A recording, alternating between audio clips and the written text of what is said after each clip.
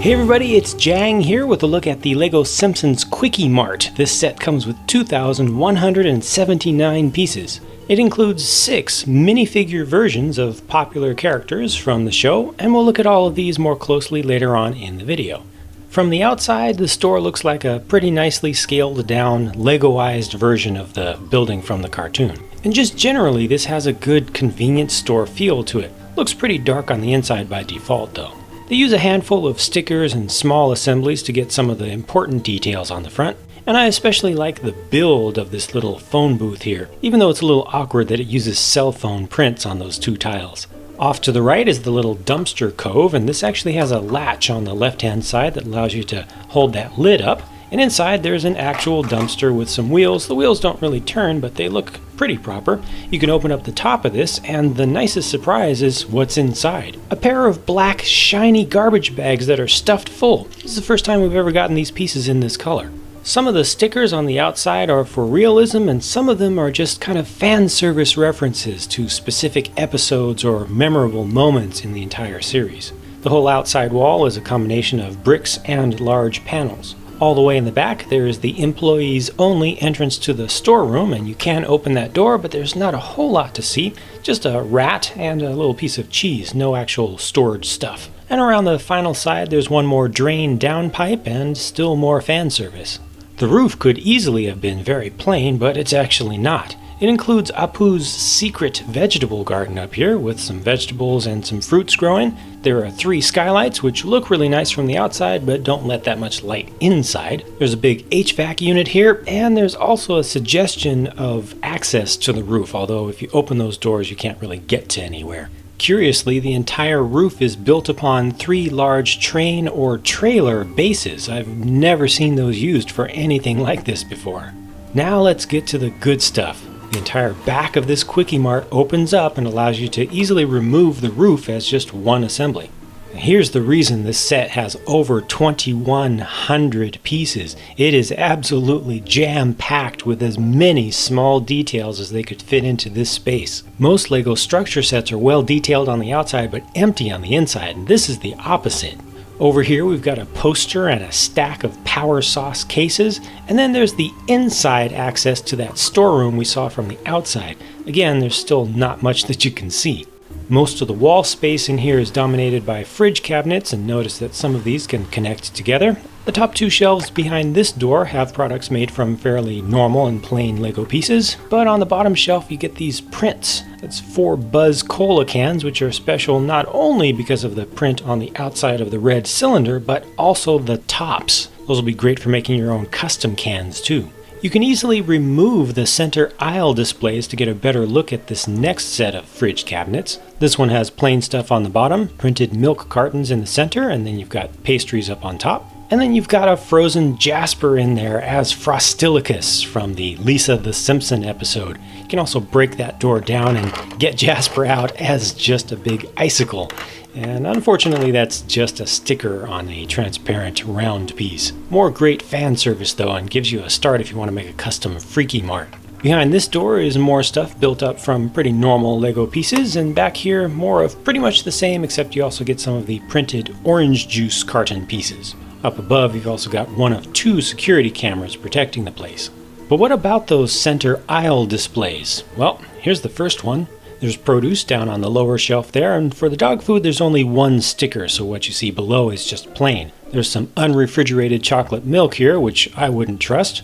And on this side are 3 boxes of Crustios, which are actually printed 1x2x2 pieces, not stickers. There's also a lonely printed can of Soup for One on the wrong shelf. The second aisle display has a bunch of perfumes up top. You've got some dry diapers down below, including 2 stickers for the tops of those. The end cap has some various knickknacks, just very small pieces, and on the other side you've got more pastries and 3 cans of Soup for One on the correct shelf. The entire floor of the KWIK-E-MART is done in the underused sand blue color, and up front the welcome mat is a medium azure piece with a sticker on it. The checkout enclosure is a little tough to capture on video, especially because you need to bring 2 parts of the building together to really complete it. See, it wraps around and has details on all 4 sides. You've got your heat lamp dogs cabinet here, and there are a lot of magazines and newspapers and greeting cards for sale all around. Here's a quick look at one of each of those printed tile types. All of these are exclusive to the Simpsons line except for the Lego newspaper. The squishy machine is a prominent feature and something I was really looking forward to. Notice that it's leaking down on the floor. This is an interesting assembly that involved building in many different directions and using interesting Lego math. The squishy logo and green background is actually a sticker that's just the right shape to wrap around this large cone piece. I find these minifig scaled squishy cups even more interesting. These are one piece each with multiple types of plastic fused together. They're small details, but they look great, and I'm really happy that Lego gave us two different colors of them too. The green assembly on the back counter is a lottery ticket machine, sticker up on top and new printed slope piece down below. Beneath that is a nice simulated drawer front, and on the other side you've got some opening cabinets made with car doors. You can only fit very small pieces in those. Next, let's look at the stuff on the back wall.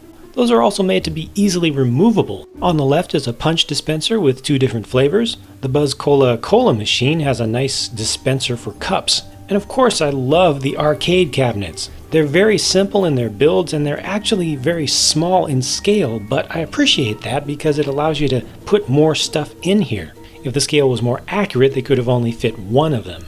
And there's still more stuff in the store, as well as more fan service. Check out that little sticker up in the rafters. The coffee dispenser table is really nicely miniaturized. They got this thing down small. I really like the coffee pot design. It's so simple, but it works really well.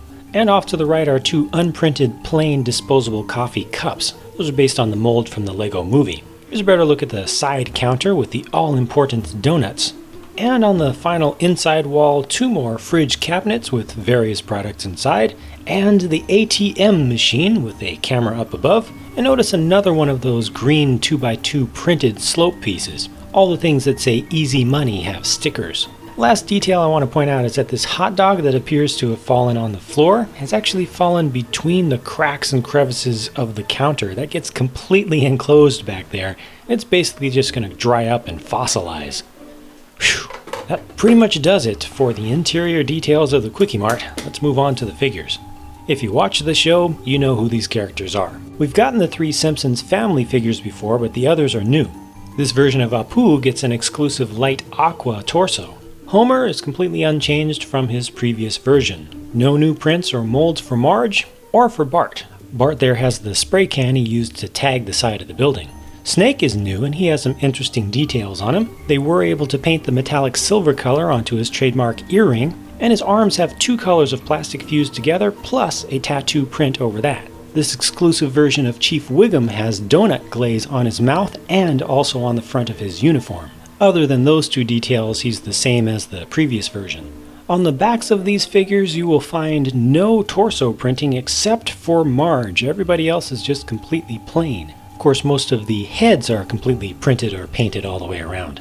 Here's one final look at the figures as seen from behind and from above so you can see a little more of the texture of the hair. Last up, here's Chief Wiggum's car. This is a completely one-off design that's not built using any pre-existing Lego car bases or anything. It has a number of exclusive stickers. You can open the doors and also open the trunk, but there's nothing inside. And you can also remove the roof, or at least the center section of the roof. That lets you see the dashboard there, and there's a half-eaten donut or partially eaten donut over on the side. There's also a handbrake. It's really hard to get figures into this thing to really sit down, so I recommend that you remove the entire roof and the window pieces, and be prepared to be patient and or frustrated. Ultimately, you can fit 3 figures in there, 2 in the front, 1 in the back. So there you have it, the 2,179-piece Lego Simpsons KWIK-E-MART.